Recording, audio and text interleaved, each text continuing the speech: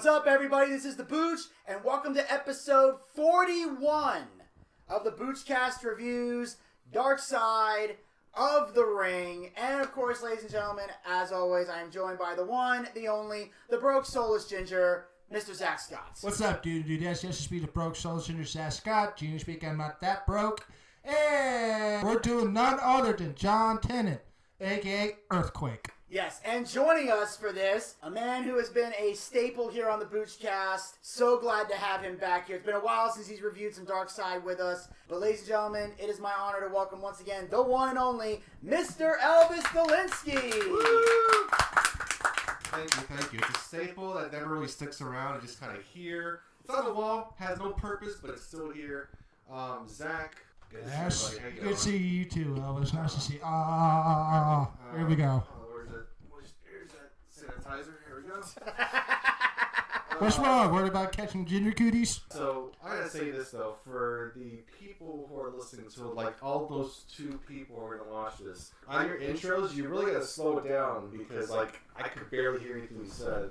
Oh, okay. What's up, dude and dudettes? Is that better? Yes. Okay. So welcome again to, what is this for? John Tenta, the Earthquake John edition of Tenta Darkside of the Earthquake, Ring. yes. Guys, was this really a Dark Side of the Ring? I mean, like, don't get me wrong. So we absolutely, wrestling is freaking weird. I know, they like to do like halfway with people doing drugs and alcohol and, and all these different things, whatever. But this was not one of them episodes. Yeah, I think that this was dark in the sense that, and we're going to get into all the details later, but really what it was, the cancer that he got, right? The bad push in WCW, right, and the fact that, like most wrestlers, he still had to be on the road a lot. And obviously there was a huge fight he had with his wife. So really, those were like the dark moments, but they're not... Spoilers! We haven't got that far yet, buddy! I'm telling you, we're going to go more in depth this show's wrapped up. It was nice seeing you guys. Don't forget to like, subscribe, and... Alright, go ahead. Yeah, the detail. I'm saying, like, we're going to go into more detail, but I'm saying those were the issues that ultimately made this episode dark. So it wasn't like, tumultuous or anything like that. It's just that he had some bad times in his life. I like this episode. It was definitely a fun watch for sure. Yes. I like them all. I mean, it's cool because, like, with these Darkside rings, you have, like, wrestlers you haven't seen, like, or maybe even heard of before, right? They have, like, different events, whatever. I like John Tenta. He seemed like a pretty cool, awesome dude. Vinny, would you like to start this thing off? Yes. So, before we do, I have a mic, Zach. Thank you. I got a mic, too. Thank you, So Nisha. do I. But I'm just saying, you'll notice we all got microphones here. It's because we were doing sound checks beforehand. For some reason, one mic was picking somebody up and not everybody, so we thought, fuck it. I've given them mics. I have a mic here. It's fine because I can project. So we got everything working out. It makes sense. That's why I'm telling Elvis to hold it closer because the way that microphone is designed, unless it's like really up close to your face, they ain't gonna hear nothing. Now, I have a blue mic, so that helps out a little bit, but I'm just letting you know you'll come in clear. I remember we're doing Zach's sound check. It's kind of weird because every time he was talking, it sounded like this. Hey guys, it's Zach. What's going on? And I was like, what is up with this mic feed? So then he'd go back and forth. He'd be like, no, dude, I like Slayer and I like Korn and skulls and stuff. So and I was like, how is it coming up? And sure enough, the microphone did the trick. Now he sounds like the soulless ginger again. So thank God we figured it out. Otherwise, it would have been like 10 minutes of, hi, my name is Zach, and I like long walks on the beach, and just sitting at home reading my Bible, minding my own business, and now we're doing a podcast. Corey Taylor rocks my world. Oh, where's Ed Sheeran when I need him? Are you guys done yet? You got the band wrong. It's not Slayer, Slipknot. Get it right. I sucked so much dick just to get that Slayer ticket and Slipknot. Yes. It was like Bukkake in every side.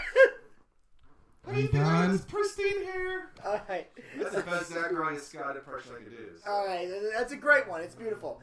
But yeah, so now, after this wonderful ballad we just gave to you guys, we're now going to get into the Ballad of Earthquake, John Tenta. That's the shoot name, or as we say on the show, his Christian name.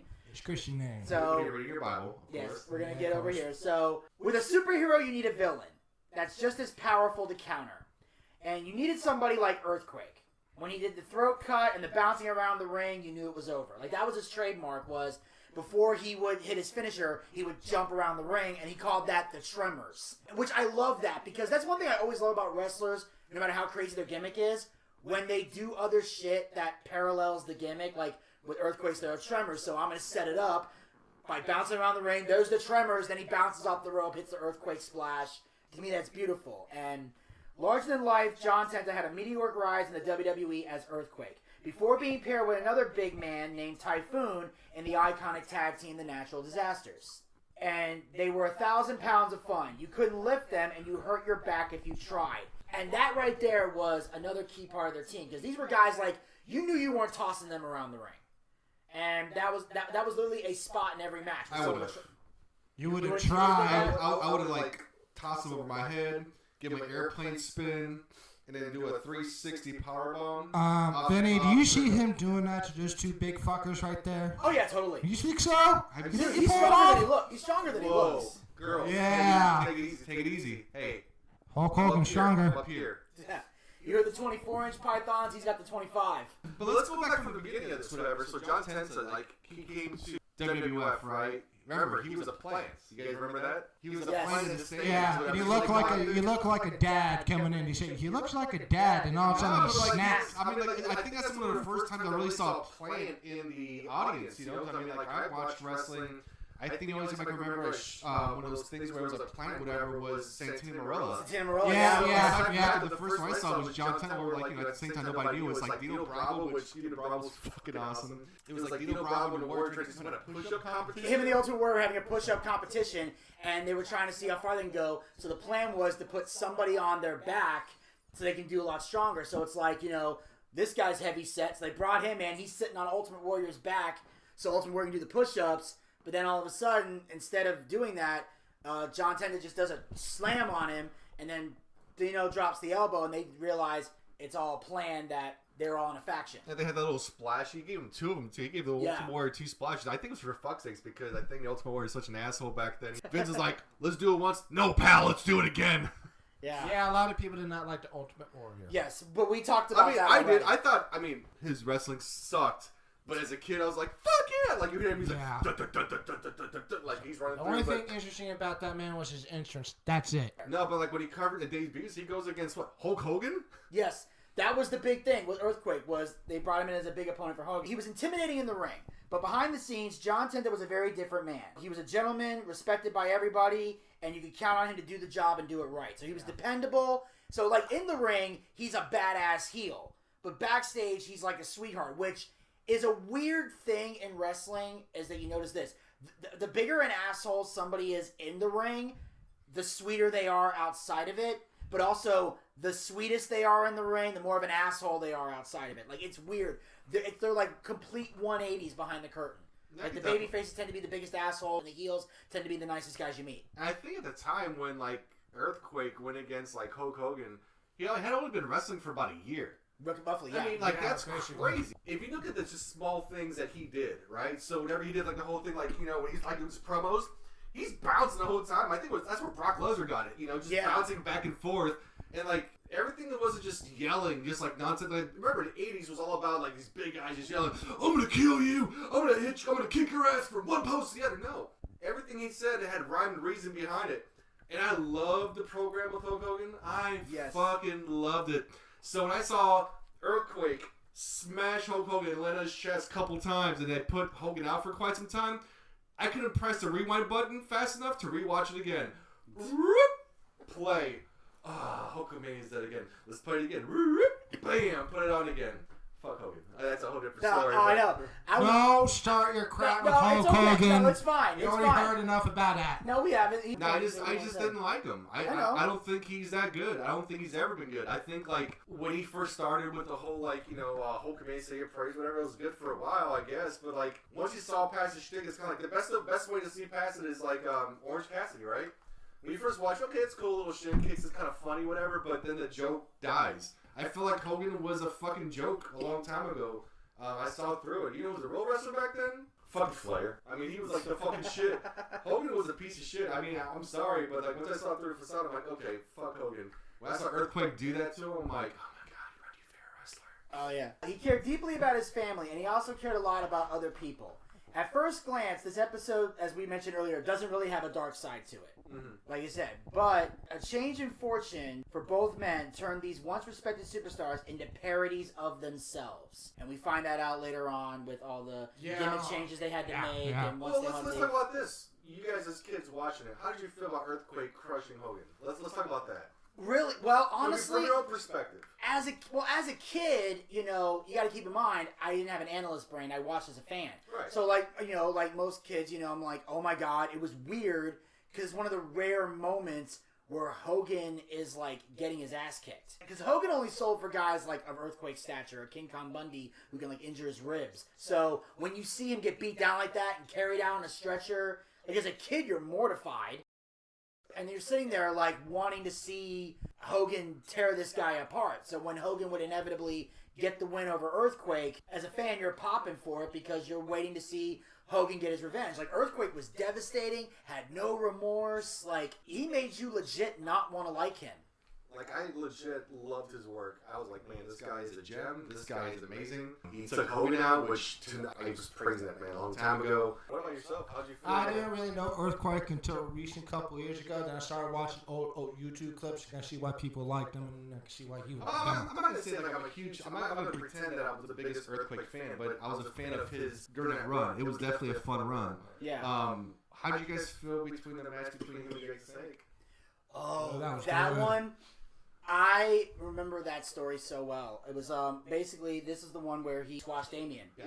I remember Jake doing an interview years ago before Darkside of the Ring where he told the story, and he obviously was in here. They talked about, you know, him and Earthquake going to work in the program, and it was and as he mentioned in the episode, it was Jake's idea to get tied in the ropes, Right? Because they wanted to be outside the ring and not see it. And he didn't say this on Darkside, but he said in the interview that the reason he wanted the tie up in the ropes, and this was the metaphor that he used. These are his words, not mine. His saying was, "If you really want to hurt me, rape my wife in front of me." Were his words. Wow, That's what he said to the boss. Like he said, they want to be outside the ring. So I said, "Dude, if you really want to hurt me, rape my wife in front of me." And then he looked in the camera and went, "Please," and took a sip. that was Jake's words, not mine. But this is an interview from years ago. Because his thing was, it's more devastating if you can see it rather than you hear about it happening. Exactly. And like when you watch like certain movies, I can't remember. Maybe it was like I think Machete, where they like killed his wife and kid, and he's like sitting there watching. Or I'll use a modern wrestling example: when Randy Orton DDT'd Stephanie and then kissed her, but Triple H was cuffed to the ring post and he can't reach him. Or if you're in a cuckold movie or video you watch online, you're the guy watching two other dudes just plow your wife, and you just sit back like, no. Exactly. I mean, we all know that's like, folks, right? I mean, we've all seen videos. Yeah. But at the same time, like, I mean, how'd you grow? I mean, how'd you feel as a kid watching that? I mean, just watching that. It was intense. It was intense. Just loved it. Like, again, it was Earthquake becoming just a bigger asshole over time. And just, Earthquake to me was the true definition of a heel. Yeah. Like, I'm going to go out of my way to make you hate me, so when the babyface kicks my ass, you love it. Because that's the thing about a heel is, it's more than just being an asshole. You have to get the babyface over. Yeah. That's your job as a heel. To get that babyface to be loved. Your job is to be hated to the point where they have no choice but to love the other person. So not only did he kill the snake, which, and he said, and the thing was pantyhose filled with hamburger meat, and they set up to where when it would hit, the blood would seep out. And also, the ASPCA was backstage at that show. And they had to see the snake before the show and after the show to make sure the snake wasn't really harmed. So they had to have a lot of legal shit involved to do that. They switched bags underneath the ring. So I hope they found a way to make sure to remember which bag to grab in the heat of the moment. I think the best way to do is like just, I mean, if I was, hindsight 2020, right? I just would have brought the bag and put it underneath the ring, not knowing what it is. It's okay, well, there's not even a snake involved in this match. It's not even in the vicinity, It's like the snake's staying in the back, and then you just have that prop bag, brought to the ring. I think it would have been the best way. But I guess, like, the aesthetic is, like, seeing the snake come out, and then putting it in there. Yeah. And as, like, how are you going to switch this up, I guess. Oh, yeah. I don't know. It's like when you're doing a magic trick. You got to show the object before you disappear and turn to something else. Like, it's like, hey, this is a golf ball. Now it's a dove. But here's the thing, like, I love Jake Snake. So, like, my favorite wrestlers from the 80s, Ted DiBiase, Mr. Perfect, Paul Roma, Mr. Wonderful, like, right? Those are my favorites. Macho King, Randy Savage. But watching Jake the Snake getting his snake like taken away like that, I'm like, holy shit! Like it hit me there. I'm like, damn. That's some dark shit. That's some dark shit. It's all psychology, folks. But at the same time, I guess they got a whole bunch of letters afterwards saying like, you know, like we're gonna sue you. Well, it got worse because I think it was like a week or so later, Earthquake comes out with the plate full of burgers. Oh, that's right, the Quake burgers. The Quake burgers, and they're hating them. And then all of a sudden, he's like, "Why you call them Quake burgers?" I said, "Well, the meat's something that rhymes with Quake." And then Vince is like, "Get the fuck out of here!" He's like, "Are you serious?" He's like, "Well, I was hungry." And he just knocks the plate off and walks out. And it's like Bobby Heenan's kind of sitting there like, what the hell? Like, it was Bobby Heenan's like, fuck it, I'm going to keep eating. Yeah. I love Bobby Brain Heenan, man. Bobby Brain Heenan. I miss him more than most of my relatives. I can't lie to you. Yeah, except for when he's doing the commentary intoxicated. Yeah, but wouldn't you? I mean, like, I'll be wrong, man. Like, once you're good I tried to do that one time. Vinny got pissed. Well, you can't blame your whole life on Vinny now. I'm just saying, like, if you're good at your job, and you can still do it while you're drunk, then you're pretty fucking damn good. Exactly. So. But, anyway, so, yeah, those two, I guess, like, creative had nothing for him afterwards, right? Yeah. So then they decided, it's like, hey, let's put up with a tag team partner. And who are they going to use? Fucking Tugboats. Tugboats. Fred Ogden. All right, man. That guy, I mean, everybody knows who he is. I mean, we don't have to, like, you know, put a deep dive into it. He came on his tugboat, you know, because back in the 80s, they had these occupational themes. You know, you could be either a garbage man. You could be a Mountie. You know, you could be a Viking, right? You could be some head drinkers. Why not? You know, why not? Yeah. You could be a repo man. A repo man. And sit there and steal stuff. But everything was occupational. And this guy was, what do? He was a captain of a tugboat. Toot, right? He was a sailor. He wasn't. I don't think he was a captain. He didn't have a captain hat. He was just a sailor. It was a sailor. He was like, I love sailing. You know, I'm a wrestler, and I like the finer things in life. Like, I mean, I don't have a yacht.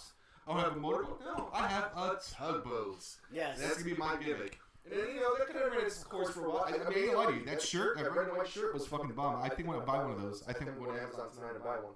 Anyways, so, you know, he had a good little face run for a while, right? Yeah. I mean, he was badass heel though. I think it was pretty successful, but I think everything has a shelf life, especially with occupational. It was like The Undertaker was an exception because you could do that forever.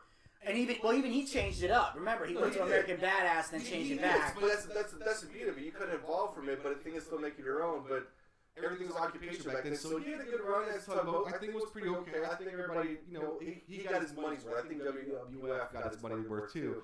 But then Manny McKeel became a typhoon. The natural disasters. Natural disasters. Jesus Christ. And I was thinking Center Slam those boys, but there's no fucking way.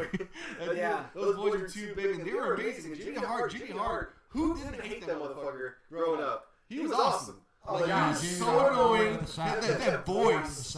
That voice is kind of like, let me tell you guys something. You know, like Zach when we're trying to do the little thing, whatever, the mic check, whatever. But like, they were really freaking good. I mean, like, everybody talks about like the greatest tag teams, like, you know, Legion of Doom, Demolition, you know, the Rockers, you know, all these great tag teams from the 80s, and then you have the Natural Disasters. Dude, like, they look like they would whoop your ass. Like, who's gonna fight them? Yeah. The 1, 2, 3 Kid? No. And then they finally won the tag titles at SummerSlam '92 in Wembley. Who did they win against? The Beverly Brothers was who they beat. The Beverly Brothers. Who the fuck are those guys? I never heard of them. They were in a small run in WWE. Okay, or did they live in Beverly Hills, or were they related to the Beverly Hillbillies? No, just like their last name was the Beverly. There was last name Beverly. They were Beverly, yeah.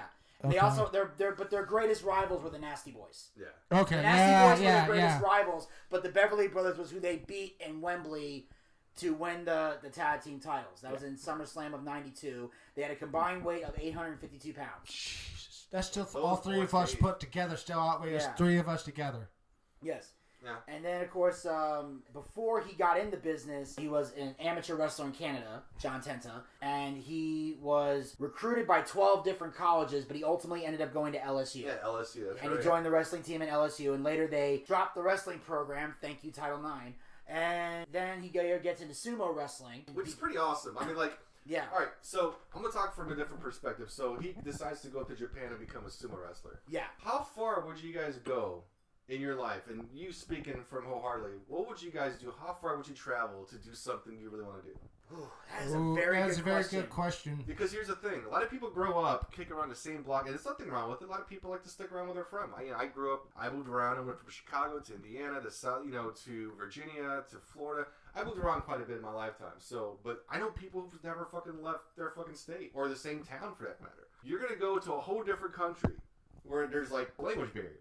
So you have to learn that different language too to do something you want to do. Sumo wrestling, shit, man. Like, that's combat. It's kind of like Bruce Lee shit. It's a form of kung fu. It's got its own little thing, whatever. You're using your fucking hands and fists and like using your weight. It's a whole different genre of fight, right? I mean, to come from America, where did he come from? West Virginia? Where's he from? Canada. Oh, he's from Canada. He's from Canada. He was from Surrey, British Columbia. So you're coming from Canada, and then you come to the States for a bit, and you decide, okay, fuck it, I'm going to go to Japan, or, wherever he decided to go to. And then, like, for 8 months, he's undefeated. I think he won, like, 3 grand championships out there. Yeah, he did 3 consecutive tournaments and won all 3 tournaments. So he won all 3. He was a grand champion. And he's like, all right, cool, I can't do this anymore. So he decides to do, like, Old Japan. Not New Japan, but Old Japan, right? Wrestling. Yes, which was run by Giant Baba. Oh, Baba! Baba, yes. Baba. He was, like, the rival to Antonio Inoki. Like, they always said, like, New Japan was, like, the WWE of Japan, and Old Japan was kind of like the WCW. Okay. That's the way to describe it. I guess the best way to say it when it comes to it, like, Baba. Yeah. Actually, did you know that, you remember that WCW game on NES?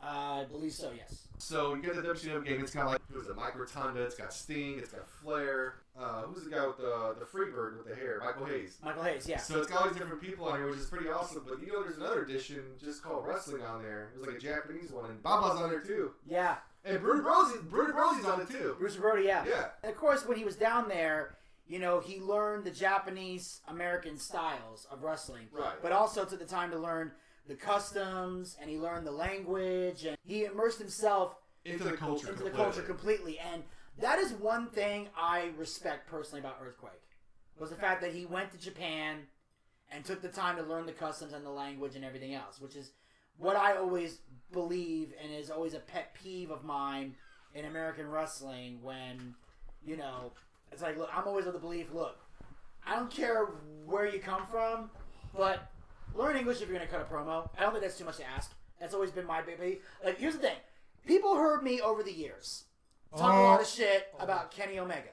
You know how I feel about him. Same here. You know how Zack feels about him. You know how Elvis used to feel about him and now currently feels about him. But the one thing I've always respected about Kenny was that when he was in New Japan, he took the time to learn Japanese. I respect that completely because A, it's a hard language to learn, and B, you're going to work here, you're going to be living here, learn everything and adapt. And I respect people who can do that. And I love that about John Tenta as well. Like, he took the time to care. And that's why I think people gravitate to him, because I've learned this. When Americans travel out of the country, the biggest issue that foreign people have with Americans visiting them is when they either A, don't know the language, or B, get pissed off that other people don't know English. I mean, like that's why I brought the question of, like, how far are you guys willing to go to pursue the dream you want to do? Exactly. Some people don't want to go across the block or even go across, like, the town when it comes to it. They talk about it. They talk a big one, but when it comes to the actual breakdown of it, nothing really comes of it. So it only goes back, like, your what you want to learn from it. It's like when you go to work, are you just doing the bare minimum when it comes to work, or are you actually, like, dedicating your time, your efforts, like, your learnings when it comes to it, though? Like, if you're going to a different country, yeah, man, like, learn it. I mean, don't get me wrong. You can speak, let's say they went to Japan, right? And you guys speak Japanese. Like, you're going to speak broken Japanese, but at least you're taking the time. So when they sit there and look at you, don't get me wrong, when someone mispronounces stuff, it's kind of like, okay, that motherfucker speaks broken English, but at least they're speaking that broken English. You're trying. But you're trying. So there's going to be, like, enunciations, certain things that you can't pick up or say correctly, but learning a whole different language, especially, like, they say the prime ages for you to learn different languages is when you're a kid. Once you get past a certain age, I think it's like 15 or 16 or something, it becomes that much harder because your brain's not developing the way it used to. Oh, yeah. So Cena sat with a tutor for years before he finally mastered Mandarin. And he barely learned that as well. Exactly. No, you're right. He said that. No, but at the same time, like, John did learn a lot of different stuff, but that's when it comes to a lot of different people, too, as long as you make the effort when it comes to it. But it's all about, like, how far you're willing to go, and it's more of I think it's more of a personal thing. Like, for me, I've been trying to learn Spanish for years. I could carry conversation, or at least I could listen to it, like, when my my wife talks to her mom, I understand about good 75 to 80% of what she's talking about, but there's other things I can't. But if you ask me to engage in a conversation in Spanish, I get lost. I can hear it in my head. It's kind of like you know how to speak it, but you know how to write it, kind of the same sense. But I mean, yeah, man. I mean, sumo wrestling, moved to Japan. He met his beautiful wife over there. She was a karaoke singer. I guess like he was a great karaoke fucking monster too. Yeah, he did. He tried karaoke. You could definitely see the size comparison. He was really big. She was itty bitty. Yeah, basically John's 6'7", Josephine is 4'11". Something like that. So that was the size difference. 4 feet of fun. Now the kids say, despite the size difference, she was still the alpha in that. Yeah, you said like she's in charge. She was in charge. You see, my wife, she's neither too tall, and she rules the roost in my house. Exactly. And they even said, so they were at a bar in Japan, and she was from the Philippines and had a work visa to come to Japan. Mm-hmm. So his wife, even though they met in Japan, his wife was Filipino. Yeah. Mm-hmm. She just happened to be living in Japan, and then her mama-san, as they call it, was the one who introduced them and told her he was a wrestler. She knew nothing about wrestling, which I always find interesting whenever some guy, a wrestler, ends up marrying a woman. It's usually a woman who doesn't know anything about wrestling is the one they end up marrying. The one that knows absolutely nothing about the business, hasn't been anywhere near the business, hasn't watched it on TV, or nothing. Oh, it's there, but it just... And at least she didn't say the F word during the whole show. Well, of course, because it's because she knows better. Yeah. She might have accidentally said it once in the beginning, but when you're married to a wrestler long enough, she knows not to say it. Yeah. Because she knows how disrespectful it is, and B, she knows the pain John went through. Because again, despite the fact that this guy was squeaky clean for the most part, he still had to endure the travels on the road, the bumps you have to take, the things you got to go through. So he's going through this shit. He's just not medicating himself the way his peers were. Yeah. You guys remember the match he had in Japan, I guess? Oh, I'm getting to that. Oh, yeah. That motherfucker. We don't get there. Let me see if I can set it up correctly. So he had a match in Japan. So it was him versus other wrestler who was new.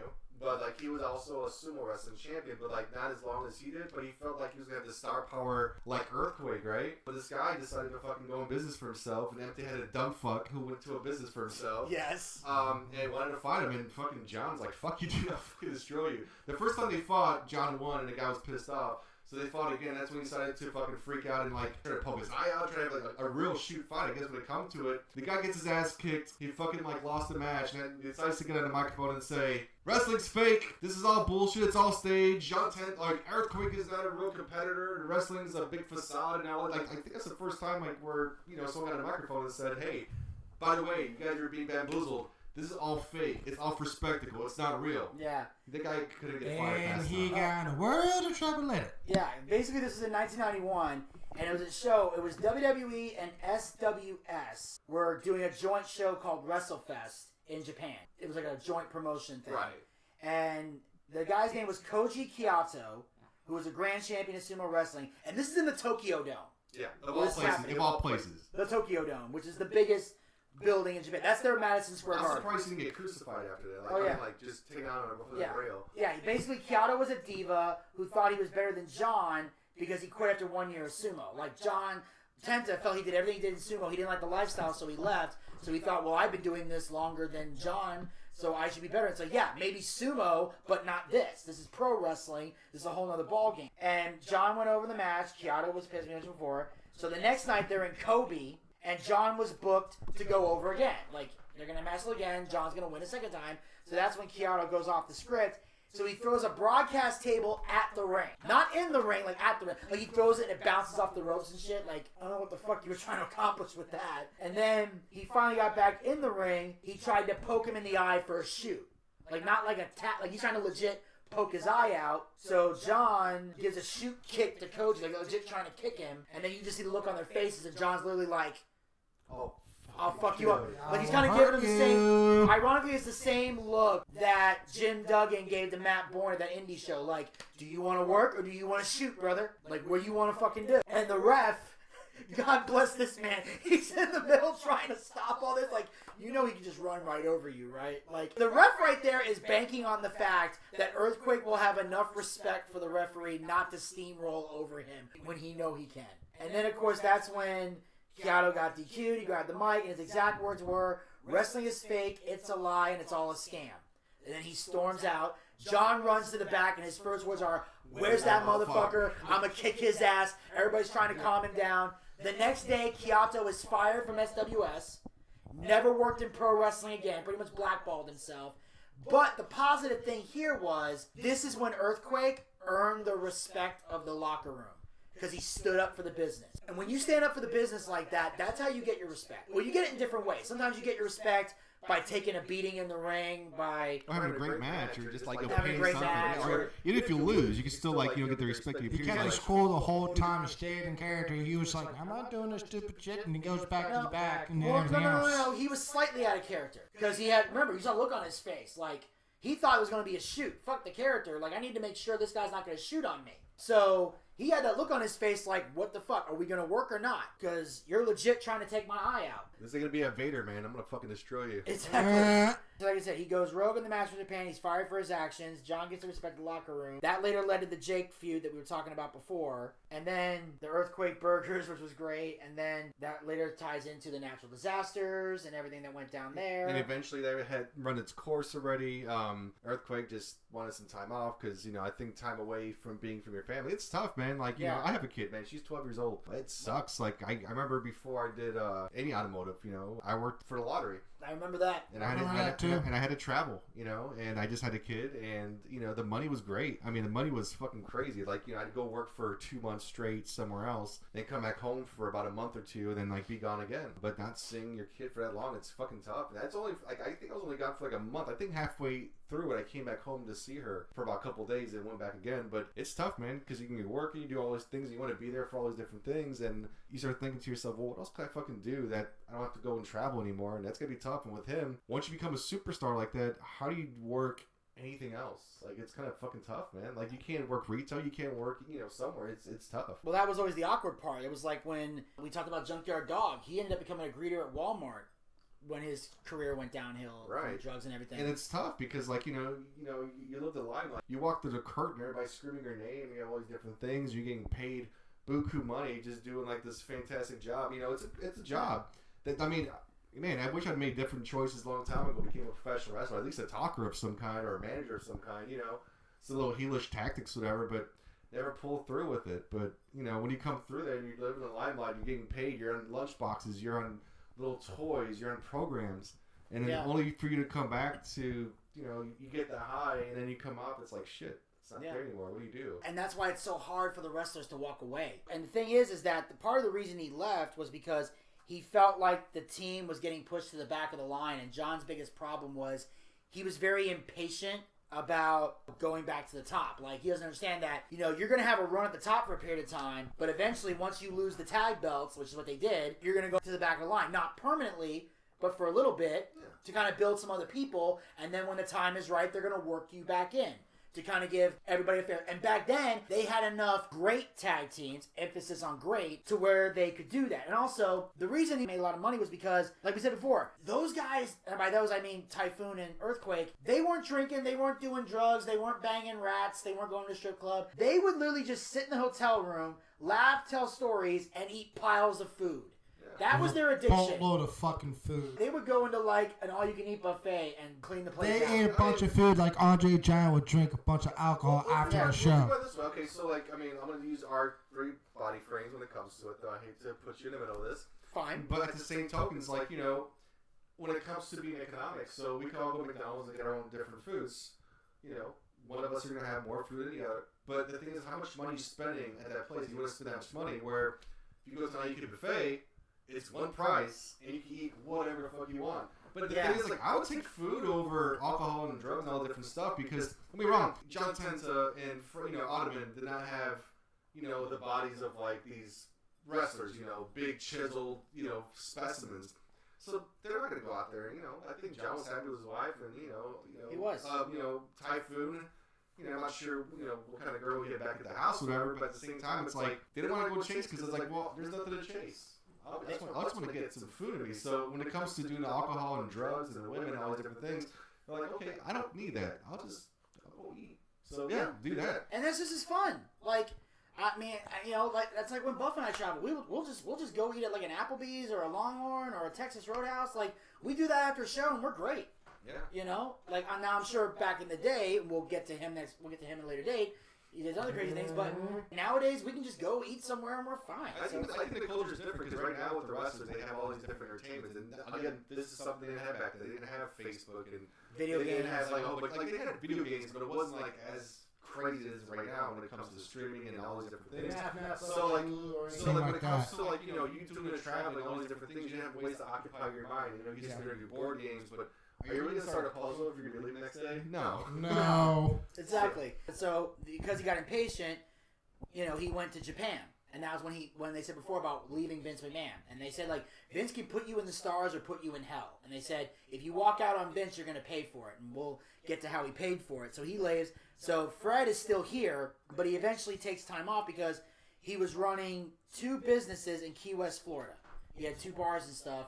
And his brother-in-law, who was running the business for him, he was taking out the trash one night. There was a big fight outside. So naturally, he's coming over trying to, hey, let's calm down. Your brother-in-law, right? Brother-in-law, yeah. So he's saying, and again, he's just trying to keep the peace. He's not taking sides, he's not cussing nobody. He's like, hey, let's calm down. And his brother gets shot and killed. Yeah. So there was nobody to run the business. So he had to take time off from the road to take care of his family and take care of the business. Which I think is pretty smart. Like, you're a professional wrestler, you got these different things, but the fact that, like, he was smart enough to invest his money wisely to have some kind of income just in case, wrestling didn't pan out, which is really cool. Exactly.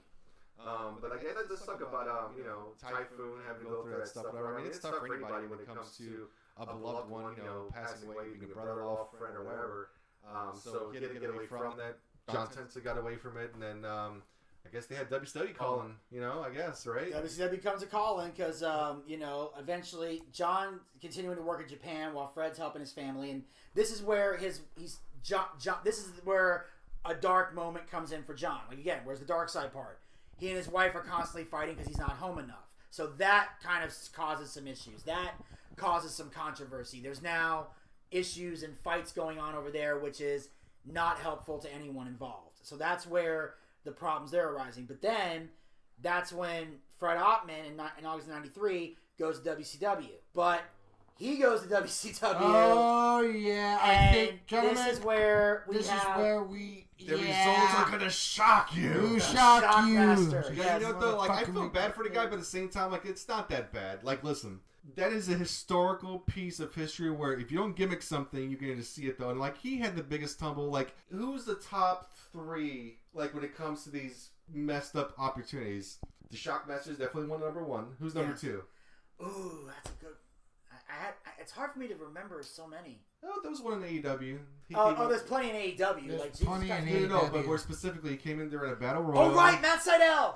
Matt Sydal, I remember. Yeah. Because we remember, like, because we were sitting there, because this is back when AEW was debuting some big star from another company, almost every pay-per-view. So that was perfect. Oh, we saw Matt Sydal coming out, so we're both like, oh shit, he's here. And then he comes walking down that ramp, and there's that one guy who just jumps up, knees that dude in the face. So we're like, oh shit, it's about to pop off. And then he climbs the top rope, goes for the shooting star press, and fucking just slips off and falls. It took the wind out of everyone's sails. I got one for you. Roy Run with Titus New was running down and he tripped. Oh god! Nice world slide! But that was the greatest Royal Rumble, and I think that was in Saudi Arabia. No, it was here in the middle. We were there. We were at, who was watching it? No, Titus World Slide was something else. Was it the greatest World Rumble? I think so. That was in Saudi Arabia. Yeah, that was okay, the one that we went to was in the States. He was running down, but then he stopped and kind of looked at the crowd. And they were all laughing like, I don't make that mistake again. Titus World Slide! That was fucking... No, but it's cool. So, like, you have, like, the Shockmaster. You have, what's the guy's name again? Sydal. And then you have Titus O'Neil. But here's the thing, though. With those kind of, like, opportunities in history, because everything's kind of live when it comes to it, though, you have botches. It's going to happen. But like, it puts you in rare air because it's kind of a mess up, but at the same time, it's it's I just remembered another one. What? Sid Vicious. Oh, he had the promo he cut against Kevin Nash and Scott Hall because they were making fun of him. Like, Kevin Nash had a Sid Vicious mask on and it was like a molding on his face to make fun of him. And Sid Vicious is cutting this promo about how you're embarrassing me and everything. And this is the line he says to them. He goes, "The fact of the matter is, you are only half the man that I am. And I got half the brain that you do. And then you realize he kind of pauses, like when and Kevin and Scott are dying laughing in the ring. And it's just like, if I was there too, I think I'd be laughing my ass off. we all would have been like, and Kevin and Scott broke character. They just, but because here's the thing, because Kevin and Scott laugh at everything. Yeah. Because I love Scott and Kevin. I don't want to disrespect the memory of Scott Hall, but they know sell in a way that funny. Piss people off, but it's also funny. Like whenever somebody would try to cut through something intimidating, and they go, ooh. Hogan hated that. Like, dude, like, because you're just completely burying what the other person does. But it worked. Somehow they made it work. They made it work because it was cool. And it's kind of like, it wasn't like fake, because you could see fake a mile away. Exactly. Hogan didn't like it because he's like, well, when is it the day they're going to turn on me? You know? So yeah. I'm pretty sure back in the day, well, what's up, brother? Well, don't do the woos to me, you know? Yeah. Fuck Hogan. I don't know. But yeah, so anyway, back to Shotgun. So here's the setting for this. WCW had a talk show called Flair for the Gold. Ric Flair had. In fact, he debuted it at Slamboree 93, I believe it was. Because Super Bowl III was when he came back to WCW after his run in WWE. So this is a little bit after that. And the guests were Sting, the British Bulldog, Harlem Heat, Sid Vicious, and Colonel Robert Parker. Were all guests on the show. And they were getting ready because there was going to be a 6-man tag against Sid and Harlem Heat. And they were announcing Sting and British Bulldog, their third partner, who was going to be Fred as a Shockmaster. So he's supposed to come through the wall, make this grand entrance. But the problem is, they built the wall like a normal wall and didn't gimmick the wall. So not only that, there was a 2x4 at the bottom too, so he tripped on that. So when he came forward, he tried to put all his weight into it. But like anything else, gravity always wins, man. We go forward, you're going to come tumbling down, man. And so now he falls through, the mask falls off his head, he has to quickly put it back on. They already cussed too, I think. To cut the promo. He swore as well. Let's get a look at breakdown. That helmet was a stormtrooper helmet. Yes. They used some fucking paint and glitter. Glitter. Why the fuck? Hermes is the crafting community.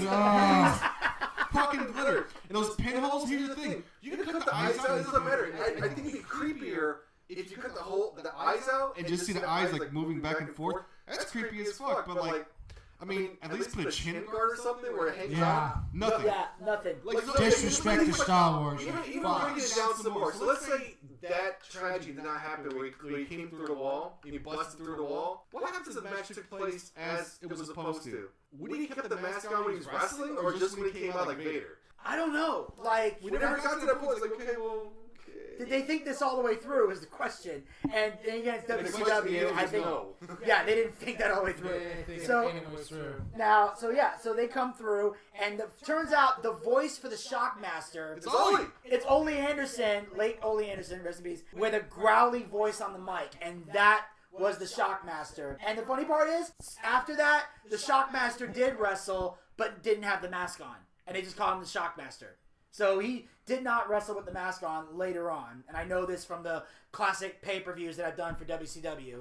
There was a few of them where the Shockmaster was on the card, but did not wear it. In fact, they after a certain point with the mask, they went, fuck it. And he didn't even have the mask anymore. It was fucking hilarious. So he goes through the wall, it tipped over, everything. Like I said, at the time, it was embarrassing for his career. But now he's like an internet sensation. And he said that at autograph signings and merch sales, he sells Shockmaster merch. Like, people want to go see him and say hi, so it's one of those things where, like, now we can laugh about it and it's a great thing, but in the moment, it was embarrassing for his career. But it's one of those things where it got funny over time. I think it was a Haku or whoever said it on there. Yeah. He goes like, that guy can sit there and like save like people in it, like a bus full of kids coming out, right? The bus could have toppled over. Ottoman's over there just pulling kids left and right, you know, one by one. And he comes out to be this big hero. The Shockmaster was here and he saved like 50 kids from a burning place. We all remember Shockmaster when he fell through the wall. Like, it'd still be that one thing, like no matter how much good he does in the world at the time. But now it's like, one of those things like it's so funny that, or it's been one of the top one, you know, funny things in wrestling for the point where like he's making money off it. Imagine that. You have a collector's edition Shockmaster, because they would never make that toy. They would never make that toy. They're like, there's money in this. We're gonna do it. Because like How many Tugboat figures are being sold right now? Not so much. No. Shockmaster, tons. You're getting autographs. You got all the different stuff, whatever. I mean, it's pretty good. You might get a Typhoon if it's sold with Earthquake. I mean, yeah, but probably not by itself. Well, I mean, Typhoon, like for natural disaster, you're gonna have that. It's gonna be pretty good. But when it actually comes to like his own gimmick for Tugboat, doesn't really work out well. Oh no, Tugboat didn't do shit. But I'm saying the Typhoon and Shockmaster are the two things he's most known for. And then later on, John Tenta now comes to WCW and moves his whole family to Florida. So now they relocate to Florida, and the WCW allows him to make big money and less days on the road, which is what made WCW appealing to a lot of the guys that were leaving WWE to go to WCW was, you're going to make big money, but I'm not going to make you work 300 plus days a year. Now, not every wrestler in WCW got that luxury. It was only like the big stars that drew money and had power could get those part-time schedules. But a lot of the other guys, like, sorry, you're working the house shows and the 300 plus days a year because, yeah, you're a great wrestler, but you ain't a main event star. So you're going to work the 300 plus days. But guys like Earthquake and Hogan and Savage could get those less days on the road. And it kind of sucked, too, because he came in under the guise of Avalanche. Yes. You know, and things like, I guess he had that name for, like, what, a couple months before they had to change it again because it came too close to Earthquake? Exactly. Like, how petty is fucking Vince? That was petty. That was very fucking petty. Like, first, people were confused just by the name change itself in Avalanche. It's like, okay, let's get something relatively close. And Vince is like, nah, pal, it's not going to work for me. We're going to have to... You're going to call yourself something else because, Avalanche is not going to work. And what they give him? Fucking Shark? Yeah, Shark. Made it way to Well, thanks to him, we got Shark Boy in TNA. So thanks to John Tenta spreading his seed somewhere with one of the rats that we didn't know about. Oh, there's yeah, a Shark Boy now. For TNA, I forgot about him. Give me a shell, yeah! Shark Boy, 24/7 says I just bit your ass. Yeah, he actually said that. And that's the fishing line. Have you ever watched Shark Boy? You never seen Shark Boy? Dude, I hung out with the motherfucker. He's so cool. In Orlando, back a long time ago. And then he go, and that's the fishing line. Oh, that gimmick stealing motherfucker. Stone Cold endorsed it. Stone Cold endorsed it. Stone Cold was cool He with loved it. it so much. He's like, nah, it's cool, man. You can do whatever. He laughed. He thought it was great, so he didn't care. Just imagine somebody from Virginia hearing him say that. Oh, I'm sure. But he hates Shark Boy for a lot of reasons. No, but it sucked, man, because, like, he came under Avalanche, and then, like, then he had to do Shark, and then finally he had his, like, I would call, like, I wouldn't say a mic drop, but I think that's the first time I actually humanized him when he came out. He's like, I'm not a shark, I'm not an animal, I'm not an avalanche, I'm a person. My name is John Tenta. Yeah. And then, like, but even from there, I thought they would have done something with them, but they did nothing with them. They did nothing with it. Because, I mean, it was like NWO and all these different things, whatever. So it's like they had, I mean, that one happened for a couple of years, but like they didn't really have anything to kind of give him a storyline to go along with this bigger than life character, which kind of sucks. But we should give credit where it's due, though. Despite the fact that the Shark gimmick was awful, and that John hated it as well, he at least made an honest attempt to get it over. Like he didn't sit there and go, "This sucks, so I'm gonna go out there and half-ass it." No, he had the fin. He committed. He tried. He tried to get this over, but there was no getting it over. But he at least tried, which is why I can respect him for that. Was he in that stable with Sullivan? Kevin Sullivan. I just couldn't think of his. I'm like, what's this dude's name? Yeah, it was him, Kamala, Brutus Beefcake, who changed his name to Zodiac. They were all in this faction, and it was the Dungeon of Doom. Shark was in the Dungeon of Doom. So after this John Tenta run that they did nothing with fails, in 1998, he goes back to the WWE, and they put him with the Oddities. For the life of me, I didn't know he was part of the Oddities. I didn't either. You are the Oddities. I didn't either. Did the ICP was part of the Oddities? I saw them when I was watching the video. His name was Golda. And the reason we didn't know he was in there is because he wore a mask. He wore a mask and had a Cartman. And an Eric Cartman doll. When I saw that guy, so I'm like, you disrespectful motherfucker. It's like you guys could swear, dude. You guys could have brought Earthquake back at a exactly. Yeah. It would have worked. Yeah, it would have worked. It would have worked. And I mean, even on the mic, he was good on the mic when he shoot his promos, but the guy was 6'7", 400 pounds. You saw him in the ring, like I always said, you would like, you would feel really, really, really, really small. Yeah, and of course the other people in the group were Luna Vachon, Kurrigan, Giant Silva, and the Insane Clown Posse. Yeah, I was right. The Insane Clown Posse. IC fucking P. Hey, by the way, I did see them live several years ago, right before I met you guys, and that show was fucking batshit fucking nuts. Yeah. I bet you would say that. So eventually, the gimmick. So the gimmick was a joke. And afterwards, disrespect. he leaves and goes to Sanford and opens a wrestling school. And that didn't work out either for He him. filed for bankruptcy. It lasted about a year, so he ended up getting a job working at the Big and Tall store in the mall. Kind of like with Junkyard Dog, right, guys? Sort of, yeah. Yeah, he goes from this top to a Walmart greeter, So but now he's working. a If you saw him, you're like, what the fuck Actually, is this? he's a big guy. I want him to sell me my clothes. If I was a big guy like that, Exactly. I'm like, you know exactly what I need, buddy. Let's do it. You know? Yeah. Then he later gets into truck driving. Wow, something I've been trying to push on somebody. So, ladies and gentlemen, you know, just a little poll real quick. I'm gonna take a little time out real quick. Time out. All right, guys. Vinny, you know, he's doing life. You know, he's doing his podcast. He has to keep all 6 of you guys fed out there. I thought it was 7. It's 7 now because his mom's watching. Now it's back to 6. She left. Oh, she did. That's right. No comment says do better. Yeah, and also learn No, how but I to was use a telling, shovel. like, guys, I mean, like, listen, they do a podcast, you know, they talk about wrestling and all these different things, but, like, I was thinking, like, how much more could they do with this little podcast world? Because, you know, you can sit there and sit in the Casa de Booch right here and do the podcast all day, but I kind of threw at them, why don't you guys become truck drivers? I mean, like, at least you, because you like to drive around quite a bit, though. I was thinking more for Vinny's perspective, it's like, he go out there on a road, he could bring his little microphone and just, like, do some daily things, whatever. Going to different states, rating the different lot lizards on different places, which ones have the best ones, and kind of go from there. I think it'd be good, little piece, whatever. You know, Booch on the road, you know, road stories. Hey, just imagine if he ever gets arrested for being with a lot lizard. That'd be funny as hell. No, he's gonna marry one. It's different. He's gonna meet that Trailer Park Lily. He's gonna be like, oh, I'm gonna take you away from this obscurity. He's gonna marry a beautiful lot lizard.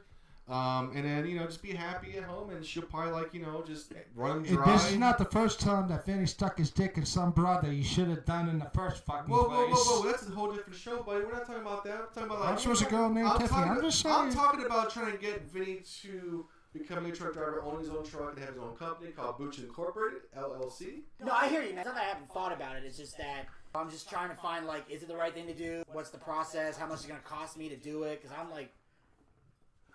We'll talk off air. Okay. But I think you should do it because I think it'd be probably the coolest thing ever. See transition from, you know, being here and doing that. And, like, I want to hear stories of Vinny Bucci on the road because you're going to go to different states. You're going to start dealing with a whole bunch of, like, crazy scenarios when you're driving back and forth. I think the drive itself, you're going to be getting, like, delirious on the road. I'd love to hear your ramblings when you're fucking delirious. Because I hear you when you're mad. I hear you on your daily every day. But, like, you being delirious talking would be fucking hilarious. That would be pretty fucking So, funny. yeah, I mean, so I'm kind of selfish, and I want to kind of hear that. And obviously, you know, grow in life when it comes to it. But I just think it'd be fun because you drive anyway. You drive a lot of different places And get paid for it. So I think it'd be a good kind of thing. And like, who wants to hear about Vinny's road stories, ladies and gentlemen? Yeah! It'd be Yay! so good. It'd be so entertaining. And the thing is, like, there's places where they'll pay you for training. I'll get you. I'll feed you, my little kids. I'll feed you. I'll get you there. But I just think it'd be fun for you. And if you don't want to do it, that's fine. I just like talking about it because, you know, I want to push you to do better. And Zach, you just keep doing you, buddy. You just don't do anything. Don't listen to me. Don't listen to any advice I give you about life and how to make it better. And just keep doing you, buddy. You'll be fine. Yes. Okay. So John does get into truck driving. Now, during this time, he started to notice blood clots in his urine because he was peeing in jugs because he couldn't stop at a truck stop. If that's the case, that may be a deterrent. I'm not going to pee in I don't jugs. think so. I think I'm like, not looking to pee in jugs and piss in bags. I think it's different because, like, I think, like, when you're a truck driver, you're on a road. I think back then the stipulations are a lot different. There's a lot of more labor unions to make things different, right, when it comes to it. Now, I can't speak for all truck drivers. I know my uncle was one, and, like, that was never the case when it came to it. But, I mean, like, it's going to be hard. You got to take a truck off, whatever. But there's, I mean, like, if you've been on the road long enough, once you get out of the major cities, there's a lot of rest areas everywhere. You know, some of them are for trailers and all these different places. There's be like weigh stations you call where you're waiting for the trucks to get weighed off. Most famous places are Buc-ee's. I always hear about Buc-ee's. Yeah, Buc-ee's. Buc-ee's. Yeah. Buc-ee's. Buc-ee's. I heard Buc-ee's. Buc-ee's is a Disney of gas stations. Yeah, it's as big as gas. Yeah, I heard Buc-ee's. It's like, if we ever go on a road trip, you fuckers, we have to go to Buc-ee's. There's one like in Adairsville, like close to Cartersville. Yeah. No, I'm saying I definitely check that out because I'm just saying. Because like, I heard the food was I'm just good. saying, Yeah, if I want to pee in a jug and shit in a bag, I can go work at Amazon. So just want to make sure. Yeah. Well, you don't Yeah. do all that, but at the same time, it would be a bad thing. But anyway, we're getting sidetracked. No. So John became a truck driver. Go on. Yeah. Go now, on. The thing is, he had a tumor in his bladder, and because he was on the road, he couldn't get to a doctor and was able to keep it a secret from his family. I think that's kind of wrong. to do that, to keep that big of a secret from your family. At least for that long of a time. Yeah, does that last long of a time? Well, I just feel like sometimes too, when you have symptoms like that, you think it's just gonna pass. It's like having a kidney stone or something, right? It sucks. No, it does. No, I've had it twice in my life. I don't want to. The best way to describe it's like imagine like a ball with spikes on it coming through your urethra, You're shooting pee a hole. bullet out of your dick. So pretty much it's scraping everything on the way out. It's like it's fucking nauseating. I don't know if I had the same experience. I had 7 broken ribs, so I don't think that's really the same category. But it's just I don't understand the pain. Kidney stone will hurt. Well, I don't know. Fuck you! You never had broken ribs, man. The fact you haven't died yet, like you're some kind of oddity of where like I hope you donate your body to science to study. Are you fucking kidding me? I My hope lungs so. are fucked, and I tell you right now, my liver's definitely No, fucked. I'm not thinking about it from that perspective. I'm thinking from a perspective of like how you're just not dead. Like you're like Darby Allin. You get thrown from an airplane into a fucking like cactus, and you're like, okay, whatever. Yeah, I'm just like, how are you still alive? I don't know. Yeah. Now, by the time he finally went to the doctor, there was nothing they could do because the tumor had already advanced too far. They said it was the size of a baseball. So at this point, it's the size of a Jesus baseball. Christ. And if they had gotten to it sooner, they probably could have It was did treatable. something. It was treatable. You think And it's that's- treatable today or not? No, back then too. It was back then too. Like They said that a bladder cancer is the most curable cancer there is. Well, I mean, but the thing is, like, there's medicine for it to kind of, like, you know, get you to where you're supposed to be. But the thing is, like, I think it has to do with not only just him as a wrestler or anybody else, but it's a lot of people in general, too. Some people are just scared to go to a doctor because they might have a symptom of having the piss in the blood, but it might be something else, and some people just don't want to fucking deal with it. And then, I mean, that's the reality. You can be a tough guy or whatever, but some people just refuse to go to the doctor to get themselves checked out to see what other underlying stuff. I mean, that's true. and well, tell me this. You ate a car. Have you got checked from a doctor afterwards? Afterwards, no. I was with a doctor during the experience. You know, because obviously I went through the routine, do all that. In fact, it was a visit to the doctor, which we chose not to air this on the doc, as like because we wanted a surprise. But when I ultimately had to stop eating the car, when I failed, when I say like I didn't finish it, that's because I was feeling a lot of pain. I went to the doctor, and the doctor basically said to me, "If you keep doing this, it will kill you." Right. So I'm now stuck in this dilemma of, do I stop this or do I roll the dice and keep going? Because this is the thing about me. I'm more concerned with the humiliation of not finishing the car than I am with the fact I'm gonna fucking die. Right. Because that's how fucked my brain is. In fact, I got so much negative press when I failed to eat the car. There was a part of me that went, maybe I should have rolled the dice and tried to do But it. that's the thing, though. But ultimately, I sat down with the School of Humans, the film crew that helped me with this thing, and they basically said, look, we're not going to film you killing yourself. Yeah. So they basically said, we're going to set up an ending, and by that I mean we're going to do something just to reveal what happened. Like, obviously, nothing was scripted, but we did have to set the scene still. Yeah, I always like you do remember. in most documentaries and stuff. But ultimately, that was when we decided to stop eating the car, because it was going to kill me if I kept going. It makes sense to bring it back to the point of, like, you know, you being scared to go back. It's not just you, but I'm saying, like, anybody. For you, you got hit by a fucking car. Yeah, And that's you're true. still alive. And then, like, you went to the doctor, you got your shit taken care of, whatever, and it's back. But have you been to the doctor since afterwards? Yes, I have, and I have no sense of smell. Oh, okay, that's different. So with that said, whatever, there's a lot of different factors. The thing is, like, as you grow old in age, because the thing is, when you're young, you got the sense of invisibility. You bounce back, you hurt your leg, you roll your ankle, you do whatever. You're invisible. You pick yourself back up. You're not I miss tired. my young body. I think everybody in this fucking room misses their young body. Well, I mean, I get that too, but the thing is, like, you know, as you get older, you kind of like wait for things to kind of go away when it comes to it. It's easy to say, well, why didn't you get it done? Why didn't you get it done? Well, I don't know, because a lot of people are scared to go to the doctor. I go to the doctor every 6 months because, you know, for my medicine I got to take, I got to go every 6 months to get a physical. So I do it, and I think it's not a bad thing. You know, they check my urine, they check my blood, and whatever, and get it taken care of. But, like, my dad will not go to the doctor. To him, he's fine. I think he went last year, he had high blood pressure, and they finally rectified that. But if it wasn't for him, like, his arms, like, hanging off, he would refuse to go to doctors. Yeah. And the thing is, if he didn't go for that one time to get checked out, it would have been a lot worse. 'Cause I think they did something like, they had some kind of device to check his heart rate, whatever. It was super fucking high. And then finally he went to doctors and got some pills and everything else. But I think as you get older, a lot of people don't take care of themselves or don't go to doctors as much because of fear of what they might find out. Instead of, like, retroactively fixing it, it's easy just to dismay it and say, okay, we'll probably get better with time. And that's anybody. I mean, anybody listening right now, you're probably thinking, like, that will never happen to me. But if you really think about it, when was the last time you went to the doctors and got it taken care of? A lot of people do. A lot of people do pretend to care. A lot of people don't. And it's easy to nudge off as, why didn't you do it? Well, shit. I mean, life happens. That's what happens. Exactly. And so, of course, after he gets diagnosed, they break the news to the kids. They're worried and scared. And nobody in the business knew what he was going through. He didn't tell any of his friends in the wrestling business. He's just going through the chemo regularly. And the doctors had high hopes. And for a period of time, he beat it. Like, the chemo worked. He went into remission. But then a few days before his son's wedding, the cancer came back. Yeah. Now, this time, both him and his wife are keeping it a secret, but it's a temporary secret. Like, we're not going to reveal this till after the wedding because they don't want to be a buzzkill at a wedding. Like, I remember Dick Gregory did an interview once where he got hit with cancer, and he told his son, don't you show this to anybody until after your sister gets married. Then a few days after the wedding, he gave his wife the report and told him what happened. But he obviously beat it because he's still alive.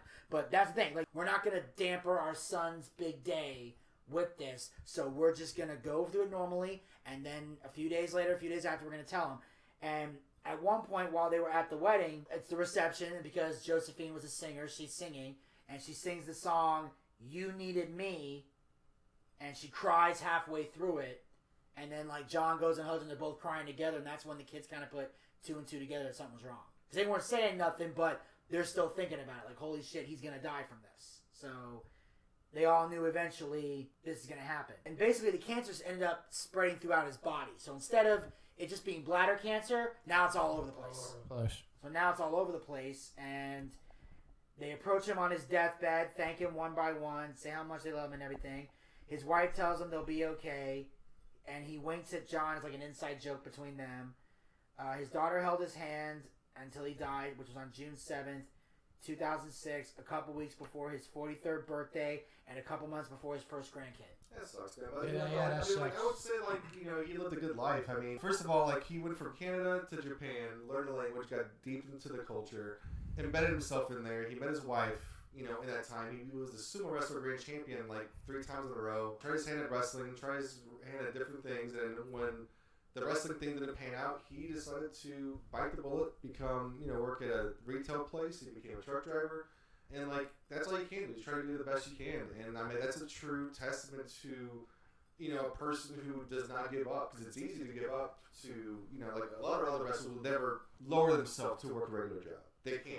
Right? They can't. You're never going to see John Cena go out there, you know, work at Lowe's unless it's like some kind of promotional shoot for some kind of thing, whatever. Exactly. Same thing you could say about any other wrestler at that standpoint. It could be Reapleman, right? It could be the Shockmaster.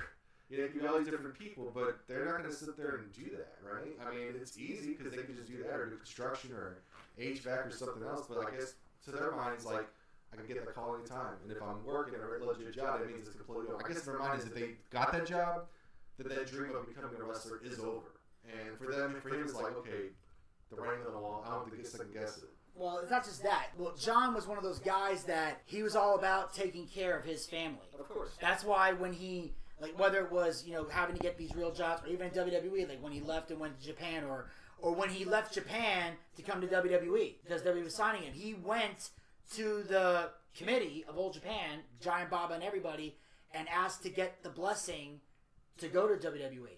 And they told him, they said, this is your shot, man, take it. Because that's the difference between WWE and a lot of other places, is that Vince, he left, he was more petty about that. But other promotions understood the value of WWE, and they were like, no, dude, this is your shot.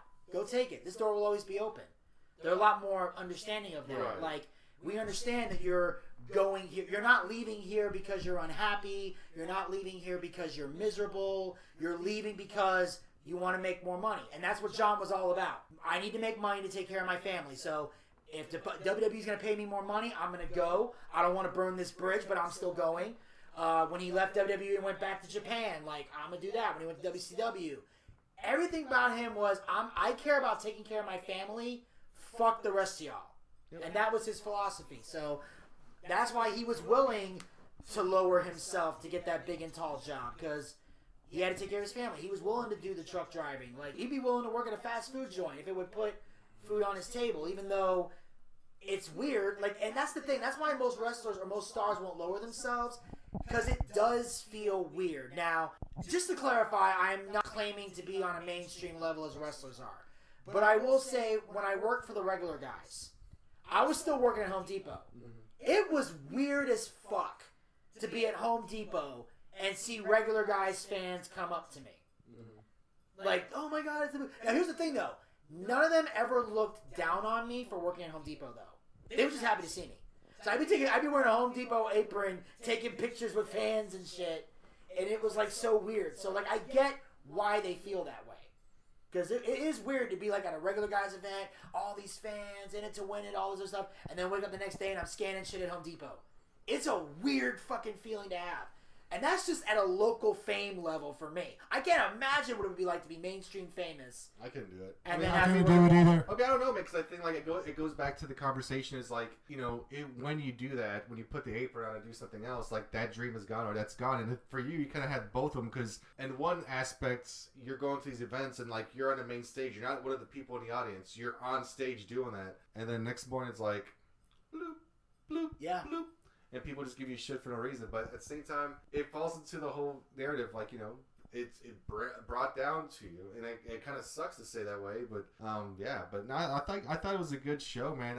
From top to bottom, I got to know him a little bit more.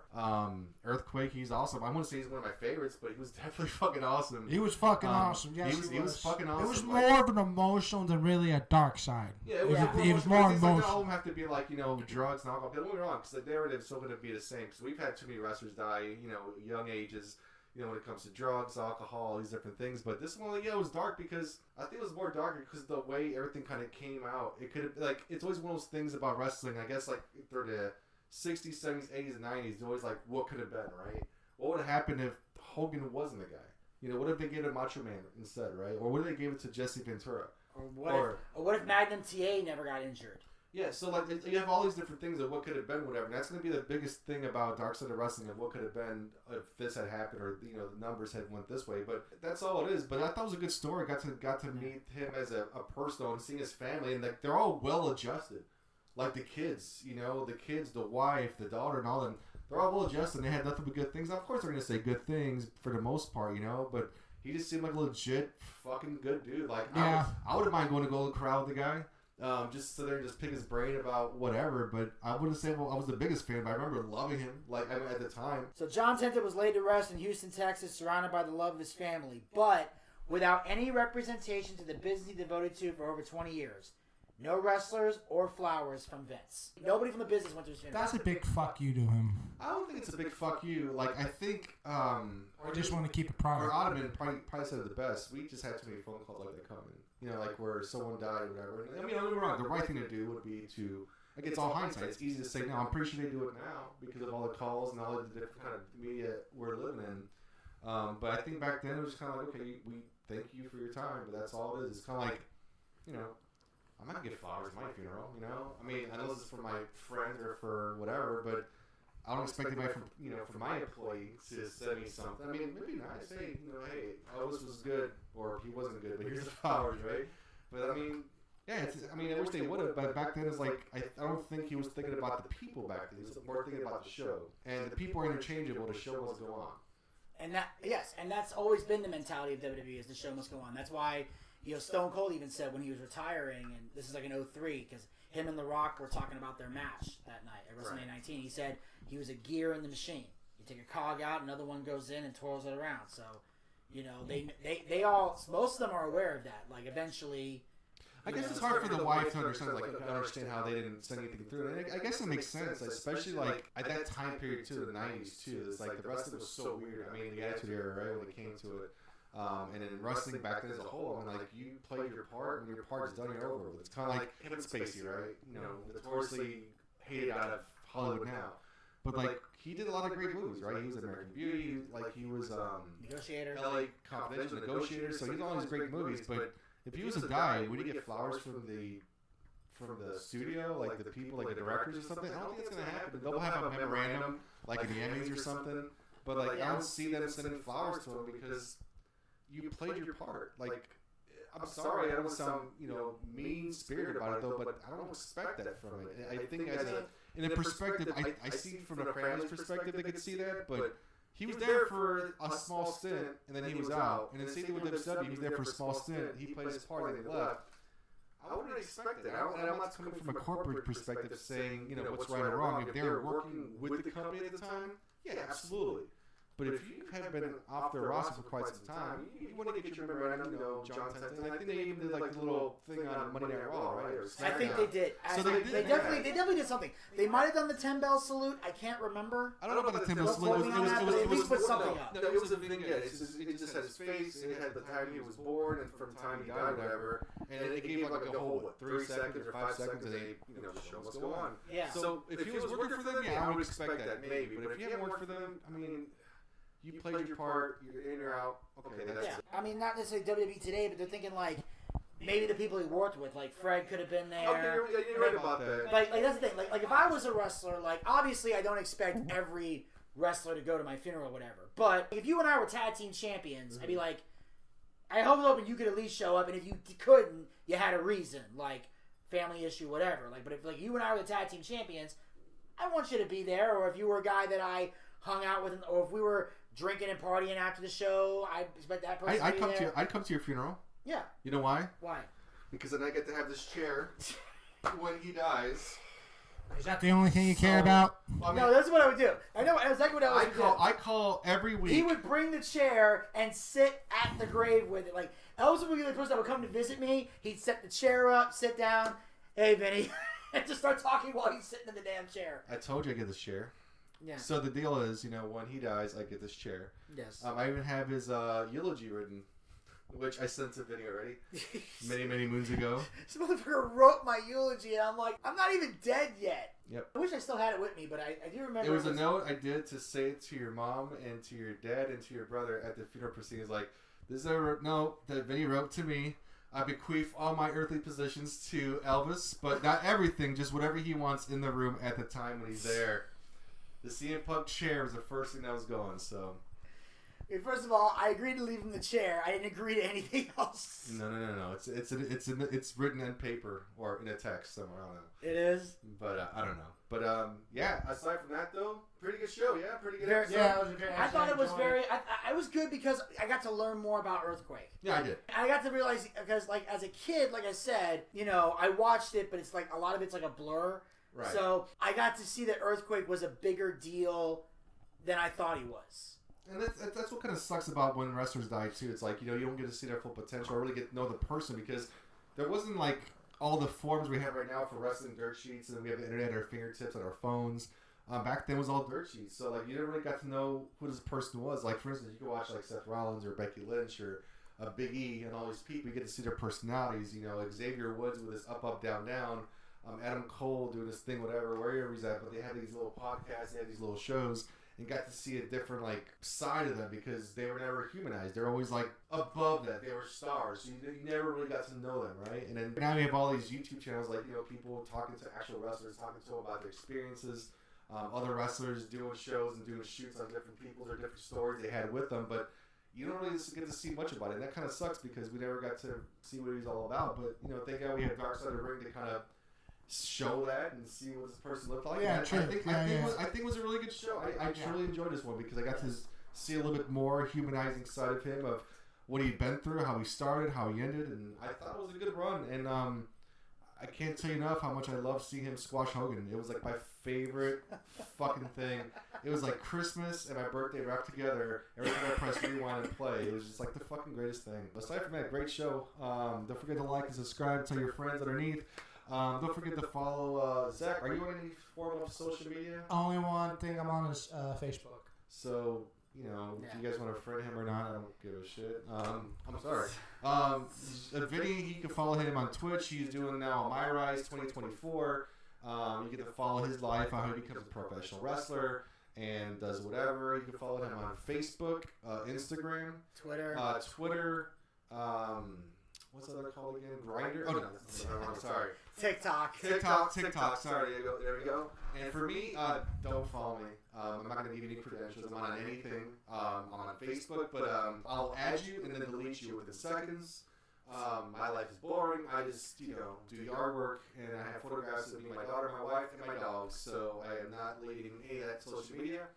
Aside from that, though, thank you so much for watching. Stay tuned, because Vinny will come up with a new video for the Buff Bagel series at Darkside of the Ring. after this episode airs. Be there. Yes. The Soulless Ginger will be here. I will not be. Because Vinny has a lot of in-depth... I think he has a way of kind of like talking about Buff Bagwell in a different sense other people may not have, or other wrestlers or other podcasts will even have. Oh, trust me. It's going to be a fun one. I mean, we're obviously going to talk about what happens in the episode. I have a lot of in-depth stories we're going to tell, and even though it's going to be me, Zach, and Gator doing Buff, I'm glad the three of us are here right now because this is the thing about the story. This is one little side note before we wrap up. Out of everybody on the team and everybody in our group of friends, we are the only three that have actually met Buff Bagwell, or just the three people in this room. That's true. I've met him. I've worked with him. Zach met him when we were helping him move in. You met him after we shot that Chris Canyon episode. Oh, yeah. We did the double life of Chris Canyon. Well, we did that also. I met him at that show in Canton.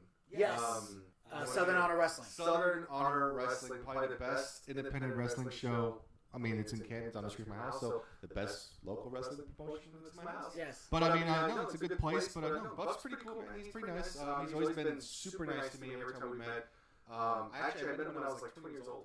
I met him. I was working TGI Fridays in Kennesaw. He came out there with some girl, and I saw him. And I was like, and then you remember the disposable cameras, the one you had to roll back, the things. Yeah. So at the time, I had platinum white blonde hair.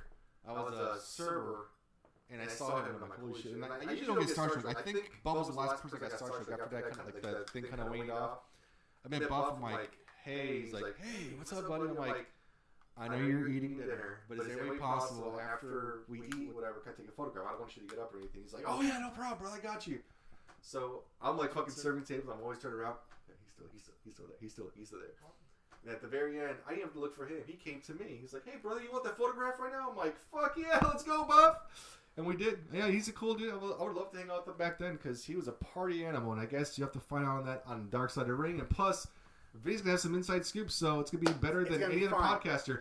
For the worst podcast the worst in the world, one ever. The worst podcast, the Boochcast. I mean, it's like, it literally just, it streams like 5 people, I think. Yeah, no, But 4. for the first time ever, he's going to have some in-depth insider information that nobody else has. Yes. So, the only person who might have more information is Scotty Riggs.